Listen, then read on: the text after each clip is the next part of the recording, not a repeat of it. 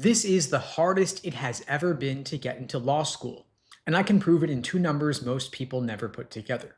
Number one, in 2 years, applications to law school jumped 37%. Applicant numbers are up 30%. This past cycle alone, nearly 79,000 people applied. So more people are fighting for a seat than at almost any point in the last decade. Number two, and this is the one that nobody really talks about, at the exact same time, the bar to get in jumped higher than it ever has. I pulled every law school's admissions data myself, school by school, and I've never seen scores move the way they moved this cycle. And so you've got the most competition you've faced in a decade, walking into the highest bar there's ever been at the same time. And almost nobody applying to law school right now even knows they're standing in it. 2 years ago, a 166 LSAT and a 3.7 GPA gets you into a solid school with money comfortably. But last cycle, that same student with the exact same numbers gets waitlisted, then rejected. They didn't get worse, of course, but something moved underneath them while they were studying and nobody warned it was coming. So I'm going to show you today exactly what moved, and by the end I'll show you what move you've got to make to take it back. Let's start with the crowd of applicants because that's the part you can feel, you can see it in the data. Applications up 37% in 2 years, applicants up 30%, nearly 79,000 this past cycle, and that's all across the country. It's the entire map. But that count alone can't tell you how hard it is to get in because a flood of people who all scored a 150 won't threaten you if you got a 165. So what actually decides your odds is two things. First, how much competition sits right at your score band, and then how many seats exist to put people in. Both of those factors moved against the average applicant, and the first one's the one that's a bit more concerning. Every law school has to report the scores of the class it admits. This is part of the 509 disclosure required by the American Bar Association. I pull that data for every school every single year. Now, this year, the average LSAT median across every accredited law school in the country went up 1.79 points in 1 year. That's across all law schools on average. Out of nearly 200 ABA-approved law schools, only 3 of them lowered their medians. The other 190 plus raised their medians or kept them the same, but in most cases they were raised. And so a school that wanted a 164 last year now wants a 166. Of course, if you got a 164, your score didn't change, but its value did. It's like inflation. It's worth less than it was last year. So you get knocked down a tier without doing anything wrong. And that's for the GPA as well. Over the last 10 years, every single law school in the country has raised its GPA median, every single one. And so the floor has been climbing under applicants on both numbers at once over the past decade plus. Compared to 10 years ago, almost every law school pushed up its LSAT median by an average of 5 full points. And so the bar got higher on everything, and you would at least hope they would open up more seats, and they did add a few.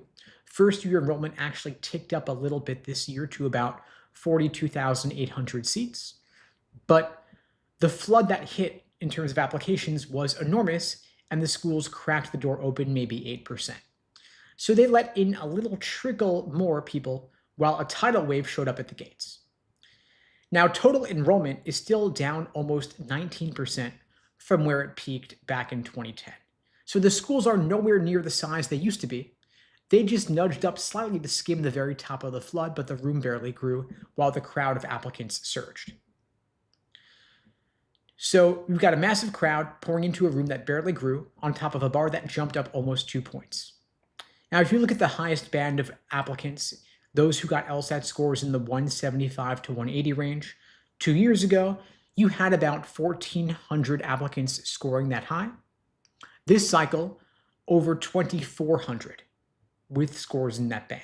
That's more than a 70% increase. The band right below it, applicants with LSAT scores in the 170 to 174 range, they are up 60%. And so the people scoring at the very top, the exact people you're fighting for the best seats at the best law schools and the scholarship money, there are way more of them than there used to be, nearly doubled. So you've got a higher bar, the room is barely bigger, and the crowd that got dramatically stronger right where it hurts you, that's the trap in 3 different spots. So the question, of course, is why? Why this exact moment? And people love to give you a laundry list of 10 different reasons. It's simpler than that, though. It's one major engine with a few extra things bolted on. The engine, I think, is politics. When law becomes the main topic of the news, applications spike.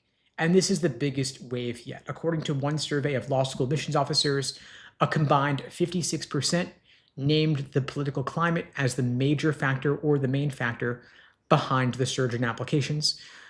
The courts are deciding enormous questions every single week, and a lot of smart, fired up people want to see it in the room where it happens. They want to change the system given what's going on. Then there are accelerants pouring on top of that. For example, the entry-level job market's pretty shaky these days, so people are running towards grad school. AI is scaring people towards a law license, which they think is harder to automate with perhaps good reason. And then you've got people reapplying as well year after year. So that's the whole machine as I see it here. Now, of course, I know somebody out there who's been studying the data is going to bring up 2004. That's the year that over 100,000 people applied to law school, the most ever counted. People call that the real peak. And if you count bodies alone, sure, there were technically more people applying to law school in 2004 than today, the nearly 79,000 we saw this cycle. But the question that really matters is, was it harder to get in back then? In 2004, the medians were way lower. The top of the scoring range wasn't bubbled up the way it is now. And back then, the system was growing. You had schools climbing toward that 2010 peak, adding seats every single year. So today, you technically have fewer people applying than in 2004. That's true. But today, the bar is higher. We've got a top end stuffed with high scorers and a system that shrank by nearly a fifth and never really came back. So today, technically fewer applicants, but fewer seats available than before, and the medians have risen. And so if you're walking in with any given LSAT score, it's harder than it ever has been to get in with it. Hardest cycle ever. And so the question everybody's asking me is, will it get better? What's going to happen next cycle? And my honest read is that it's not going to get significantly easier. I don't think it'll get worse. If anything, maybe it'll be at least as competitive, maybe slightly less. According to that survey of admissions officers, 90% expect the cycle to be at least competitive as the last cycle. And so the early numbers back them up. If you look at the number of people taking the LSAT right now, it's not going down. So that is a leading indicator of applicant numbers because, of course, you take the LSAT before you apply to law school. And so what do? As a law school, the trick is you keep your class seats tight. If you do that, your medians are going to go up because you can be more selective. And so the smartest move for a law school is to stay small on purpose and then turn away qualified people even when demand is pounding at the door. So the squeeze, the limitation of seats, is a strategy for law schools to keep their medians up. Why would they do that? Because it will help them maintain and raise their standing in the US News rankings. If they open up seats, if they're less selective, they can technically make more tuition money in the short term, but they're going to reduce their medians as a result if they're less selective, and they're going to drop in the rankings, which will then harm their ability to get applicants in future years. And so if a law school can afford to be selective, if they can afford to turn away some tuition dollars, they can maintain their selectivity and maintain their rankings. That's the game they're playing here. And of course, if things continue to be politically heated, you won't see a decline in applicants, and law schools will still be able to maintain their selectivity given the large number of people applying with high scores. So my prediction is next cycle will be maybe slightly easier, if anything, but not significantly easier. The next one will also still be hard because politics and the economy determine interest in law school, and things are not declining in terms of political engagement. The economy is not getting better anytime soon, as I can see it anyway. And so when the entry-level job market is not great, when AI is impacting things, when politics is still pretty heated, more people go to law school, all reasons for that. Now, of course, regardless of what happens here, your move remains the same. Get the highest LSAT score you possibly can, given the rising LSAT medians, given the selectivity. If you can apply with a better LSAT score, you're going to get into better law schools, you're going to get more scholarship money. And if you want my help getting that LSAT score up, I'm happy to help you out. I'm offering free LSAT tutoring lessons for everybody watching this, now or later. The link to book that free tutoring lesson with me personally is unpluggedprep.com/start. The link is below the video on YouTube, pinned in the chat on YouTube, in my bio on TikTok and IG as well. I've also put together a free LSAT cheat sheet to help you jumpstart your LSAT prep. You can grab that free LSAT cheat sheet at unpluggedprep.com/cheat sheet. The link for that as well is below the video on YouTube, pinned in the chat on YouTube, in my bio on TikTok and IG as well. Totally free resource, quick reference on everything, logical reasoning and reading comprehension. Now, I do see a ton of questions here in the chat. I will get to as many of those as I can. Feel free to drop them in. Anything and everything is fair game on both LSAT and law school admissions. I'll get to them as I'm able. Okay, so I see Monveer's asking, how do I do a timed LSAT diagnostic? Should I use Law Hub or take an actual LSAT test? So I would recommend taking it on LSAT's Law Hub platform. That's where you get the official LSAT practice test. I wouldn't take it for real if you haven't yet studied, because you know it's not going to go very well and there are LSAT retake limits. Instead, just take a strictly timed exam on your own. That'll be a pretty good indication of where you stand and what you're able to score on test day, and that'll be a predictor of what you're going to do. And of course, if it's not the score that you would like, then it's worth maybe taking some time to study first, which of course you probably should do anyway.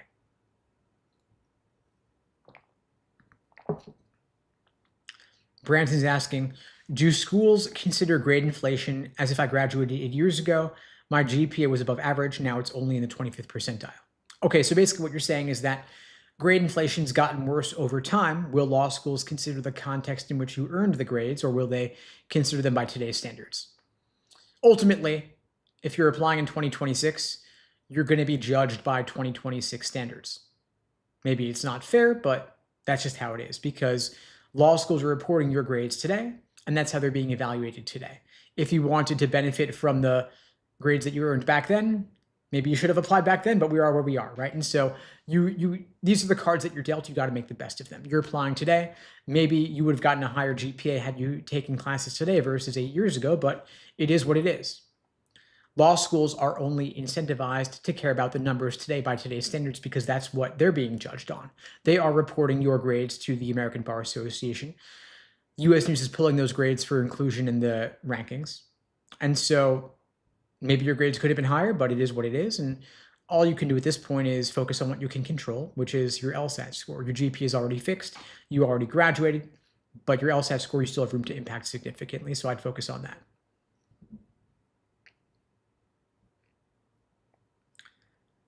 Sidisky's asking about my LSAT course. How long is it and what's the cost? Okay, so it's not a that's not a one size fits all. We personalize your LSAT program to your time frame and your goal. It's not an open-ended thing. We look at, okay, well, when are you taking the LSAT? What's your current starting point? What's your goal score? Where do you want to go to law school? What kind of LSAT score do you need?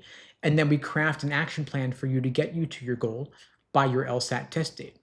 We've got folks taking the LSAT in August, September, October, November, even some folks taking it in January or February. And so we're not going to have a standard 3-month program, because that would only serve people taking the LSAT exactly 3 months away. And there is no LSAT in late August. It's either early August, early September, early October, early November, and beyond. And so if you let me know when you're taking the LSAT, where you're currently scoring, what your goal score is, what your time investment could be per day and per week, then I can help craft a personalized action plan for you. And so if you want to talk that through, the best way to do that is to book a free LSAT tutoring lesson with me. You can book that at unpluggedprep.com/start. The link is below the video on YouTube, pinned in the chat on YouTube, in my bio on TikTok and IG as well. If you're just getting started, of course, you could also grab a free easy LSAT cheat sheet. It's a free download covering everything in logical reasoning and reading comprehension. You can grab that as well. I see Braden's asking, do you think maybe grade inflation reflects humanities students simply doing better than students in the past, maybe because of AI and access to more resources? Well, grade inflation predates AI. I mean, AI, the ChatGPT came out in what, like November, December 2022? So it's been about 3.5, 4 years, but grade inflation's been going on for many, many years before that. Even when I was in college, there was grade inflation going on. So I don't think grade inflation's a consequence of AI or resources in particular. I think it's just basically, in some cases, professors are scared of their students. They don't want to get into a fight over giving low grades, and they also want to get good reviews. Maybe that's part of it. I also don't know that AI is helping people get better grades because the writing that AI generates isn't always very good. I mean, maybe it's better than what students could have written on their own, but it's generic, it's slop in many cases, and it's kind of easy to tell when something was written by AI. I'm sure at this point, professors are pretty practiced at being able to spot it. Of course, it's deniable, perhaps, but professors are starting to come up with solutions to AI, like maybe giving oral exams or making students handwrite their essays. So they're figuring out solutions to this, but I don't think grade inflation is due to AI. Regardless, of course, some majors are more prone to grade inflation than others, and you would think that law schools should perhaps consider the context in which you earned the grades. For example, there's more grade inflation in the humanities than in the STEM fields, but because US News doesn't distinguish different majors, law schools don't either, which is unfortunate. But for that reason, they kind of just discount grades in general and focus more on the LSAT because that's a more objective, standardized metrics.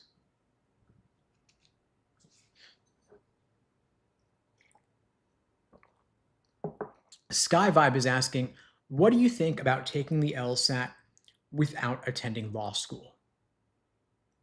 My question is why? I mean, so you're thinking of taking the LSAT without the intention of going to law school? Like you're just taking it for fun? Did you lose a bet or something? I mean, if you're just curious how you would do, I suppose you could do it. I think there are probably more fun, more productive things you could do. But if you're like, well, you know what?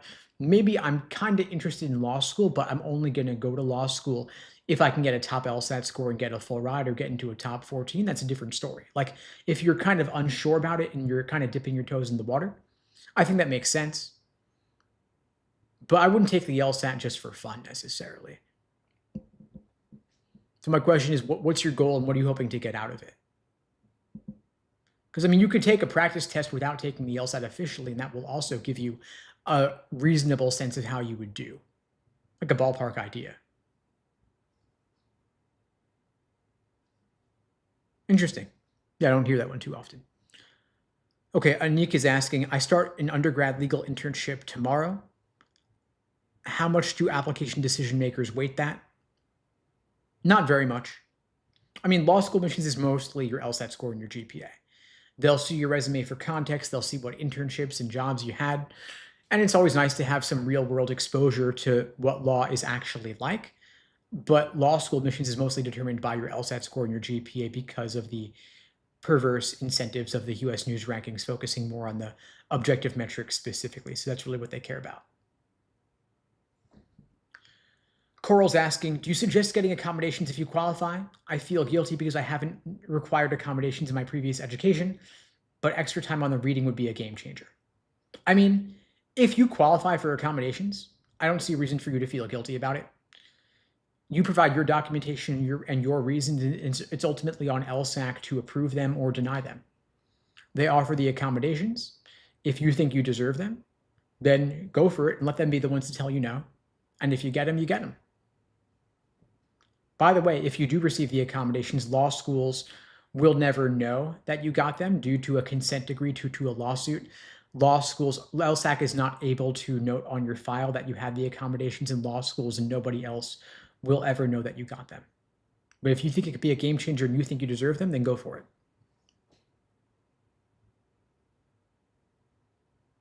Sam is asking, any tips on helping me increase my score? It's a pretty open-ended question. I've kind of made my whole career answering that question. And so if you're looking for deeper walkthroughs on anything and everything else, that I would say click the link in my bio, go over to my YouTube channel. I have their in-depth videos and lessons and explanations on every aspect of the LSAT. I'll answer your question with the question, which is, where are you most struggling with the LSAT? If you're experiencing a particular pain point or struggle, then I could give you some more targeted advice. So you mentioned you're plateauing at 157. Okay, so if you're stuck at 157, if you've hit a plateau, the question is, how do we help you break out of that plateau? And ultimately, you've got to change the variables to change the equation. And so the question is, why are you stuck? What have you been doing so far? Is there a gap in your approach? Can we help you adjust your study method to help you break through? A lot of students make the mistake of just taking exam after exam, and then they're measuring themselves and they're happy or sad about the results, and then they move on to the next thing. Other students just drill LSAT questions by type, but they neglect or they avoid doing full-length practice tests. And so if you've only been drilling questions, maybe you got to do more timed work. If you've only been doing timed exams, maybe you've got to build the foundation first. And so we can help you adjust your study plan to address the gaps in your current studying up to this point. And then we'll usually see a pretty quick score boost and a lot of low-hanging fruit, because the thing is that when you're studying on your own, you don't know what you don't know. But once we add some support into the mix, there's usually a pretty quick score boost and a lot of low-hanging fruit. And so if you want to talk through what your personal study plan could be like, what are the gaps in your foundation to help you get from here to there over that time frame, you can book a free LSAT tutoring lesson with me at unpluggedprep.com/start. The link is below the video on YouTube, pinned in the chat on YouTube, in my bio on TikTok and IG as well. That's an open offer for everybody watching this now and later. You can book that at unpluggedprep.com/start. Okay, let's see here. Sorry about that. Let's see. Okay, so Emmett's asking about part-time law school programs, applying in the fall, plan to keep the job. Okay, so my thought here is that if the part-time program is going to be allows you to make law school happen, then go for it. It's the only way you're going to be able to do it, right? If you need to keep a job to maintain your financial income, to maintain your quality of life, and otherwise law school just isn't doable, then yeah, part-time's doable. You earn your JD at the same end of the day regardless, right? And so if it takes you 4 years rather than 3, that's the way to go. And sometimes, in many cases, it's actually easier to get into law school for the part-time program versus the full-time program. And you earn your JD at the end of the day, law school, no one really knows that you did part-time or full-time. Your JD is worth the same as anybody else's. Just scanning through for other questions coming in here. Melinda's asking, out of 165 the first time I took it, any tips for increasing 10 points? Okay, so 165 to 175 is not the easiest way to go. It's a lot easier to go from a 145 to a 155 than from a 165 to a 175. When you're getting a 165, typically the issue is not a foundational gap. It's not as if you're having trouble with the basics of the LSAT. You're not getting strengthening questions wrong simply because they're strengthening questions. Typically, when you're at a 165, the issue is that you're getting hard questions wrong simply because they're hard, not because of the question type, but because of the method of reasoning in the argument or the tricks and traps in the choices. So my question would be, what is your review process like? What are the gaps in your approach? How are you reviewing questions? A lot of students will simply look at the answer key and say, oh, I get it now. How could I have been so dumb? And they just move on to the next thing. What you've got to do is analyze in depth why you're getting questions wrong. Was it due to a misreading of the argument? Was it that you were unfamiliar with the wording in the question stem? Was it the tricks and traps in the choices? If we can get down to the root cause of what you're getting wrong and why you're getting it wrong, then we can help you avoid making that same mistake again. And so part of what we do in the coaching is help you analyze your mistakes using that Socratic review method to help you get the full value out of the tricks and traps that you're falling for, to help you get the full value out of the full exams that you're taking. So I would look into the review process first and foremost.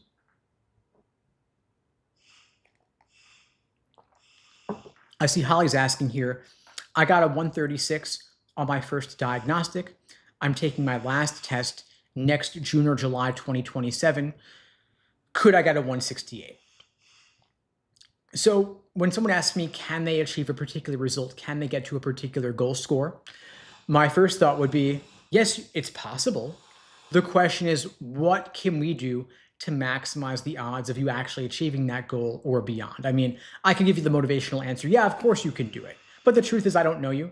I don't know if you'll be able to set yourself up to achieve that result. But we can talk about relatively better and worse ways of studying to get you to a particular endpoint. So the question becomes, what would be the optimal study plan to maximize the score that you could achieve? Speaking now, you've got a full year until June 2027. Literally a full year. And over a full year, I believe you could make literally anything happen over that time frame.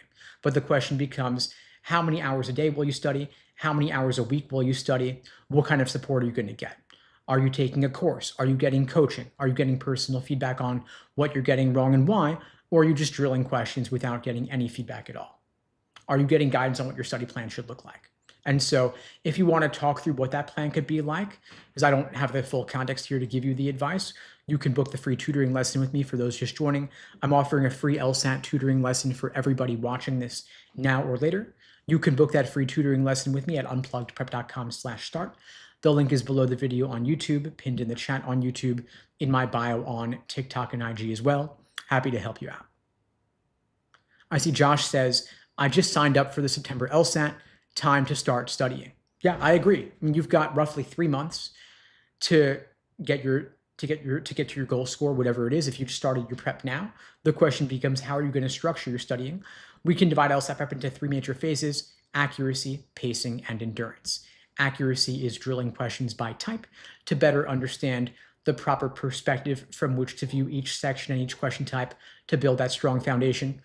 Pacing is doing individual timed sections to work on your time management, how to allocate your time over the course of the section. And then finally, exams and endurance, doing full-length timed practice tests to build up your stamina. And so with 3 months, you could divide your prep into each one of those phases: accuracy, pacing, and endurance. One thing we do for all of our students at LSAT Unplugged is we create for you a personalized study plan, laying out exactly what to do every single day from now till your test, considering your weak areas, your learning style, and we put together your plan based on whatever else you have going on in your prep, in your life, and whether it's working or school or family obligations. And so if you want to talk through that, you can book the free tutoring with me. We'll talk through it together. I've also put together the free LSAT cheat sheet to help you jumpstart your prep as well. You can grab that at unpluggedprep.com/cheat sheet.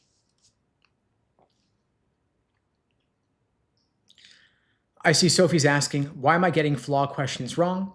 It always comes down to 2 answer choices when I'm drilling. I mean, a lot of what they do to make LSAT questions tricky is they have one choice that's really tempting but wrong, and then of course the right answer as well. And so the question is, what about the wrong answer choice made it tempting for you? And then upon reflection, what ultimately makes it wrong? And what about the right answer made it seem unappealing, and what ultimately makes it correct? Because you have traps of encouragement towards the wrong answer and traps of discouragement away from the right answer. And until we can get down to what exactly is leading you astray, then you might end up just making the same mistakes again. And so part of what we do in the coaching using that Socratic review method is we help you analyze what are the tricks in those distractor choices or those shell game answers that are appealing to you. And then upon reflection, what are the patterns we can help you identify to help you avoid making those mistakes again, so that you can confidently eliminate those wrong answers.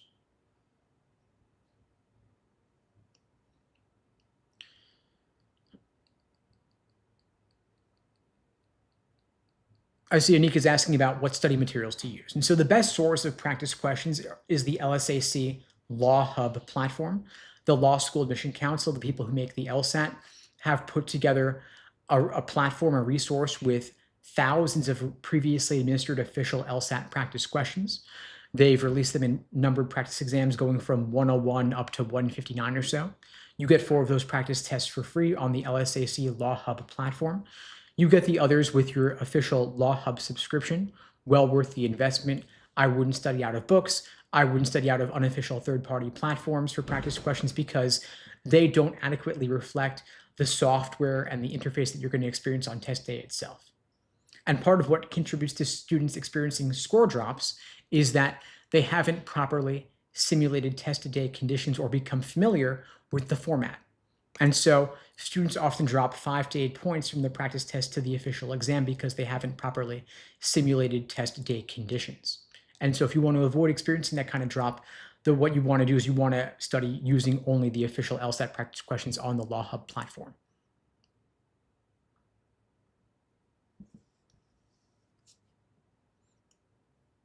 Awesome, Sophie. Glad to hear it's all been helping.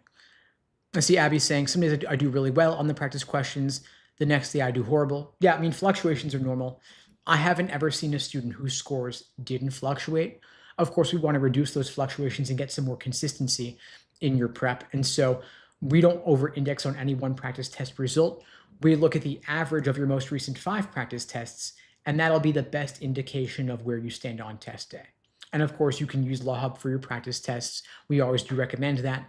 The problem is that LawHub does not come with explanations for most of the practice questions. And of course, there's nobody that you could talk to there either. And so one thing we do to support students is we give you, of course, explanations, lessons, personalized feedback, and we can always customize the coaching program to get you from your current starting point up to your goal score between now and your official LSAT. And so if you want to talk through what that could look like, you could book the free lesson with me if you haven't already. Okay, nice. I see Jamie booked the lesson. Awesome. Looking forward to meeting with you. Scanning through for more questions here. Keep them coming.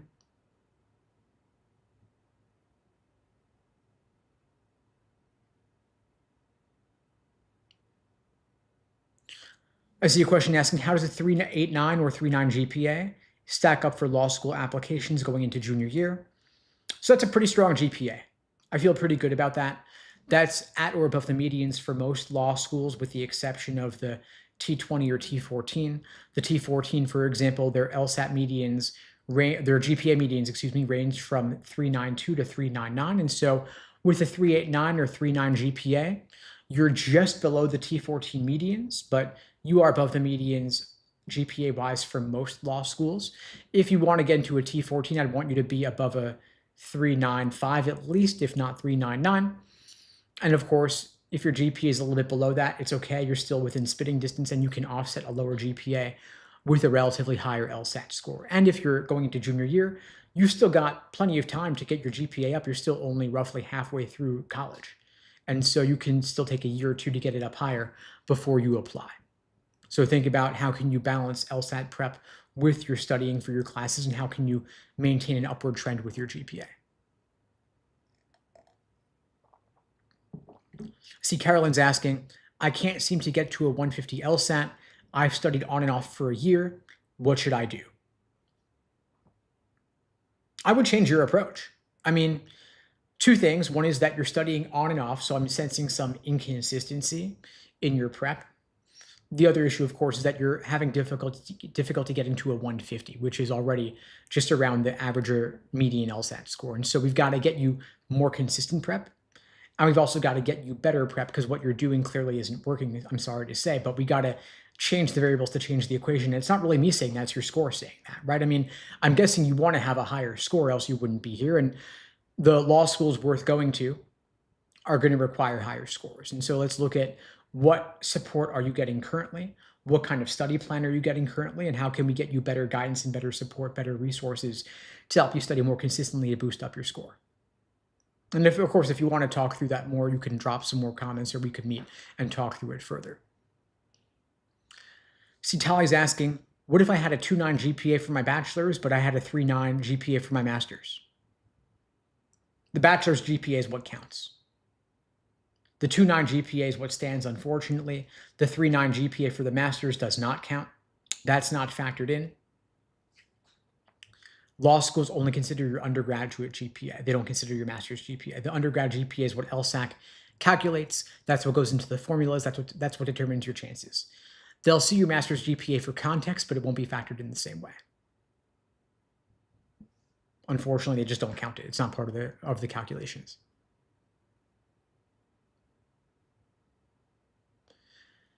Kiara's asking, do you think a lot of law schools are going to go to the waitlist this cycle? I mean, they've waitlisted a lot of students, if that's what you're asking. Will they pull students off the waitlist?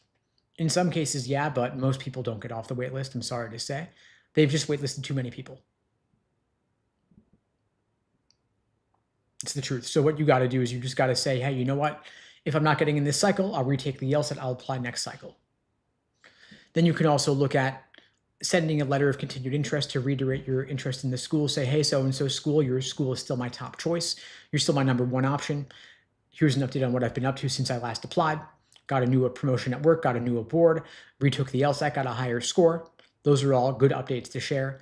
But if they don't get you off the wait list, then just reapply next cycle at the beginning when it's easier to get in, and there's also more scholarship money available.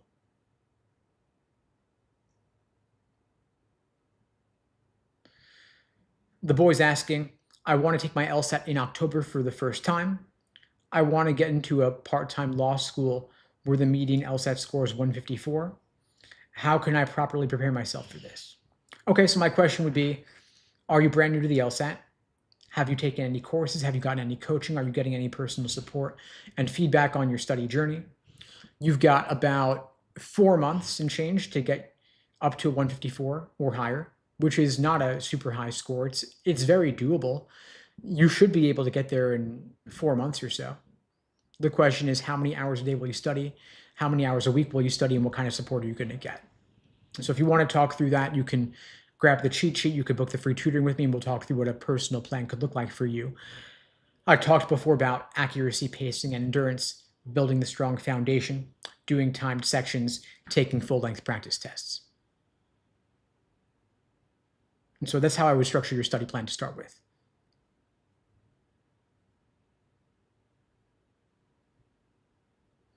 John's asking, what are the pros and cons of withdrawing from the June LSAT due to having made minimal progress? Well, the pro of withdrawing is that you don't end up with a low score on your record. You don't end up with a cancellation on your record. The con is that you've got to study more and devote your summer to this probably, but it's well worth it. I mean, if you can give yourself another 2 months or so to study for the LSAT, get your score up, you'll then apply with a stronger LSAT score, and you'll still be able to apply at the beginning of the cycle when it's still maximally easy to get in and there's also maximal scholarship money available. And so to me, it's pretty clear that's the move to make. We've got 1 week or so till the June LSAT. And so if you were ready for it, you'd probably know by now. And if you're asking the question, it means you probably know that you're not ready. And so just look at what is the gap between your goal score and your current score. And if those numbers are not the same, or if you're not above your goal score, then the answer is pretty clear. People don't typically jump up 5-10 points in the final week. To say otherwise is just wishful thinking, really. And so I would suggest, hey, you know what? Not where I want to be. I'll withdraw, but I can still apply as soon as applications open. So that's the move.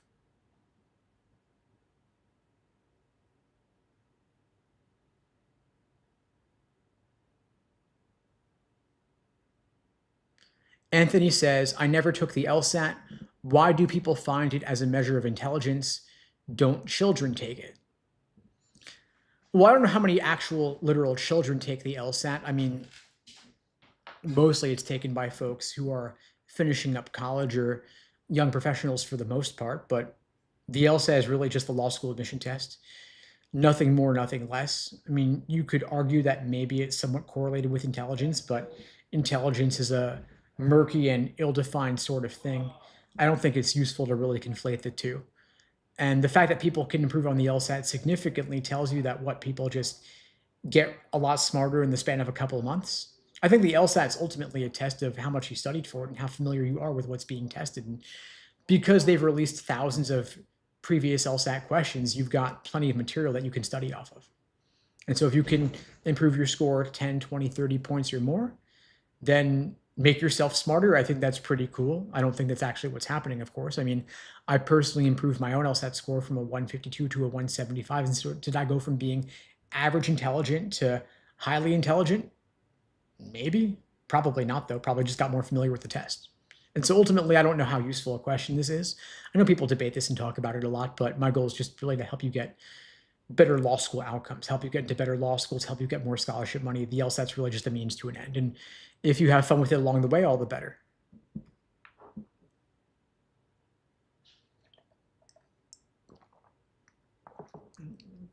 Tali says, since I got a low undergrad GPA, if I score 175 on the LSAT, would that give me a better chance? I mean, so you're kind of asking, will getting a higher LSAT score give me a better chance than if I have a lower LSAT score? I mean, yeah, by definition, better numbers are going to get you better outcomes. And so if your GPA is low, you can offset that with a higher LSAT score, and the higher your LSAT score is, the better off you're going to be. And it's that much more important to have a higher LSAT score when your GPA is low. You can be a so-called splitter applicant who has a high LSAT and a low GPA.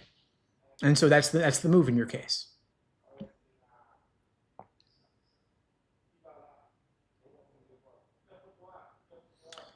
User 1234 saying, got a 167 LSAT and a 4.0 from Berkeley. Haas graduated a year early. Can I go to a top 14 law school? And so If you have a 167 LSAT and a 4.0 undergrad GPA, can you get into a T14? Maybe. I mean, your GPA is really strong, but the LSAT score is going to hurt you a little bit. And so my advice would be retake the LSAT, break the 170 threshold. You'll have much better outcomes. Even just 3 points more and the optics of a 170 versus a 1.6 something will get you to a much better place. And that's what I would shoot for.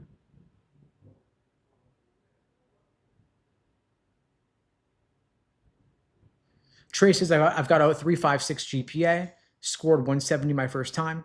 Is it worth taking it again to try to get up to 175 plus?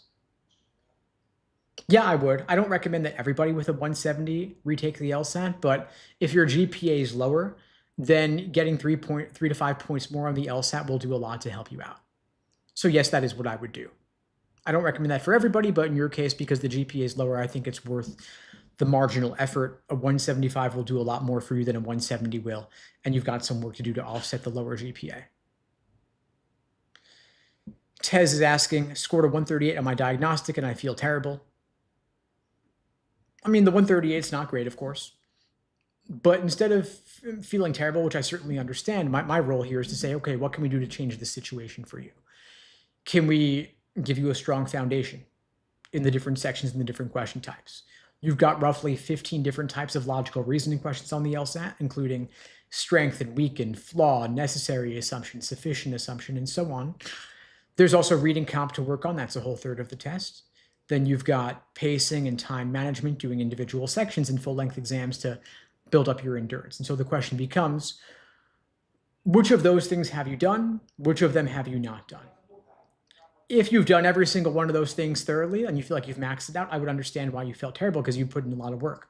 On the other hand, if that 138 is a diagnostic having done little or no studying, then it's like, okay, well, we have a lot of room for improvement, a lot of untapped potential. And so if we just do each one of those things over the next 2 to 3 months or so, we can boost up your score significantly and get you ready for the LSAT in the fall. And so that's what I'd be thinking about. And I see you're saying here that you did little to no studying, and so it's a true cold diagnostic. In that case, well, your diagnostic just tells you that you haven't yet done the work. It's like, you're like, why am I not good at this? And it's like, well, I haven't done any work yet. Okay, well, you get out what you put in. So if you haven't done the work yet, that's why your score is low. If we do the work, your score is going to go up. And so 2 things I can give you right now. One is the free LSAT cheat sheet. It's a quick reference on everything logical reasoning and reading comprehension. It's a free download PDF. You can grab that at unpluggedprep.com/cheat sheet. It's actually more than a page, though I tried to compress everything LSAT into a little bundle for you. I've also got the free LSAT tutoring lesson. You can book that, call it with me as well. We'll go over where you're currently at, what your goals are, what your time frame is, and help map out an action plan to get you from here to there between now and your test date. I wouldn't take the LSAT in 1 week if you haven't done the work yet, but you've also got many more test dates available to you coming up. You've got August, September, October, November. You could take any of those LSATs. You could take all of those LSATs and apply to law school the second that applications open up in the fall. And so let's look at which of those test dates makes the most sense for you. I would say if you can, go for August or September so you can apply as soon as applications open. But if you need a bit more time, it's worth waiting.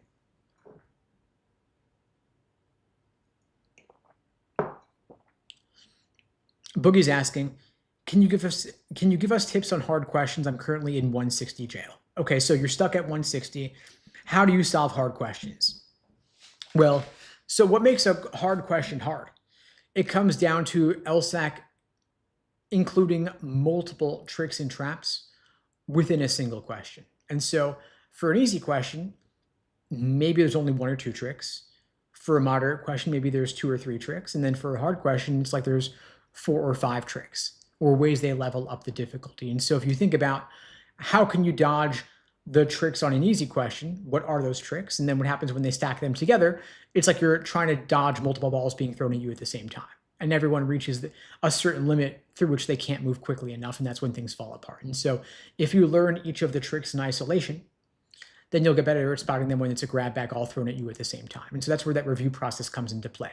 When you get a question wrong, why did you get it wrong? Was it because LSAC did not include key indicator words for evidence and conclusion in the argument, or key indicator words for necessary and sufficient conditions? Did they bury the conclusion in the middle of the argument?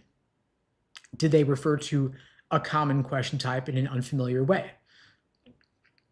Did they use multiple tempting wrong answer patterns in the choices to attract you towards the wrong answer or discourage you from picking the right answer? So those are the kinds of things we look at together in the coaching program. We make sure that your mistake journal or your wrong answer log is being kept up well, and you're going as deeply as possible into your analysis of the mistakes that you're making. And so the question becomes, are you even reviewing it all right now? What does your review look like? Is your log detailed enough? So I would think through that sort of thing and think through to what extent you are reviewing properly. I have some videos on the YouTube channel talking through this a bit, but if you want to go deeper, of course, we could talk through it together on a live call. I see objections asking thoughts on retaking sections to study. I'm currently retaking old sections I haven't seen in a while. I think that's fine. I mean, of course, you'll get a more accurate read on your abilities and where you stand if you take some brand new sections that are untouched. But if you've already used up a lot of the recent material, then redoing questions is totally fine. Because if you wouldn't get a perfect 180 on redoing them, there's still something to be learned from redoing those questions. And so don't use them just to measure yourself. Use them to learn from your mistakes and measure yourself once again on those same questions. If you're getting the same question wrong multiple times and choosing the same wrong answer every time, then you still have not yet learned from your mistakes. And so that's what the review would come into play to help you determine. And by the way, folks, for those of you just joining, I do these lives every single weekday, same time, same place, 2 p.m. Eastern, 1 Central, 11 Pacific, here on YouTube, TikTok, Instagram, LinkedIn, Facebook, wherever you're watching this. If you find this helpful, please spread the word. The only way this grows is through word of mouth. I don't do any advertising for these lives, and the algorithm doesn't really boost them because they can't run ads during them. So I do appreciate your support spreading the word. I'll be back tomorrow, same time, same place, 2 p.m. Eastern, 1 Central, 11 Pacific. I'll see you all then. In the meantime, all the best. Take care. Thanks for joining.